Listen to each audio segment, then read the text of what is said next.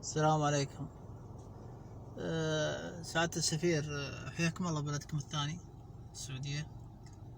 كلمني الأخ رحمة علي عن موضوع الباصات داخل السفارة.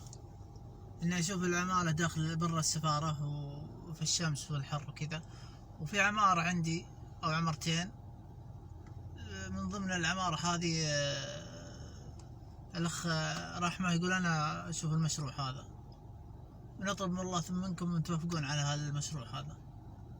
تفضل. بسم الله الرحمن الرحیم. ګرانو کتونکو، دی وایي چې دې سپارې له زه بار خپل ګاډي ورکوم، سکن ورکوم، لکه دی وایي چې هر څه زه بار دا خلک په دې غرمو ولاړ دی.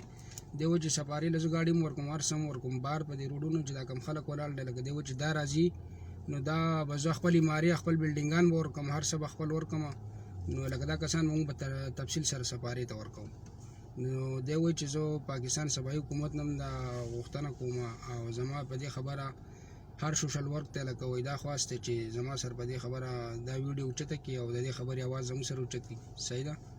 او نور موږ له سړي سې خاص ته دغه نه راځي، خو دغه غوښتنه کوو چې صرف دا بار د غرمو ته چې کوم خلک ولاړ دی، دی وایي چې دا سعودي وایي چې یاره زه غواړم زه له خپل بلډینګان ورکوم، خپل بستونه ورکوم، هر سړی په ترتیب باندې ځي، لکه زه به خلک په غرمو ته نه ولاړ که نه، لکه هر څوک د ریاض نه بهر راځي، د لرې لرې ځایونو نه خلک راځي او بیا بهر په پټوارۍ سره غرمو ته ولاړي، څوک یې ټیل وهي، څوک څه کوي. نو دی وایي زه سفیر ته دا خواست کوم چې لکه ما د دې دا کسان نه کړي، نو زه به له خپل ترتیب خپله دغه به هم ورکم، سیفټي به هم ورکم، هر شی به زه خپل ورکم. نو زه هر سوشل ورک ته دا خواست کوم چې د دې خبرې زموږ سره مرسته وکړي، دا اواز زموږ اوچت کړي. او دی هم ولاړ دی، دی هم په مخه راځي ما ته وایي چې یاره څه حساب دی، څه کېږي یا نه کېږي، د دې خبرې موږ له څه حل وباسه. نو ما زه صحیح ده، زه به یو ویډیو ما د دې نه مخکې هم اپلوډ کړی، دا دویمه هم اپلوډ کوم. نو زه دا خواست کوم چې مهرباني وکړه، دی هم راغلی دی او ګاډي او هر څه بلډینګان یې خپل تیار کړي دي چې دی وایي چې ماله دا کسان ماله راکوي یا نه راکوي. دی وایي چې زه به ته د هر شي بندوبست وکړم، لکه ښه په برابر ښه په طریقې سره په بس کې دنده کسان ځي بار به په روډونو. دی وایي د نورو سپارو خلک چې دی هغه دنده ښه په ترتیب باندې ناست دی، زموږ صرف زموږ پاکستاني دي چې بار به روډونو باندې او سرو غرمو ته ناست دي.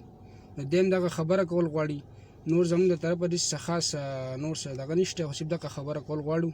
نو غټه مهرباني وکړئ زموږ سره په دې خبره کې څه مرسته وکړئ. صحیح ده جي.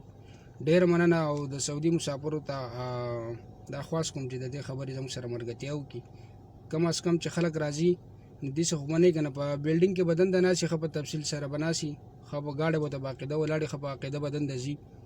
نو دا ټیل او دا غویمې او دا شرغ او بل به پکې نه وي، روزانه پکې شرونه او غویمې. نو دا سعودي راغلی دی چې ما ته خپل هر شی تیار کړی دی، او صرف د پاکستان د صوبایي حکومت نه زه دا غوښتنه کوم. خلاص ابو فیصل، خلاص. يلا مع السلامة. شكرا.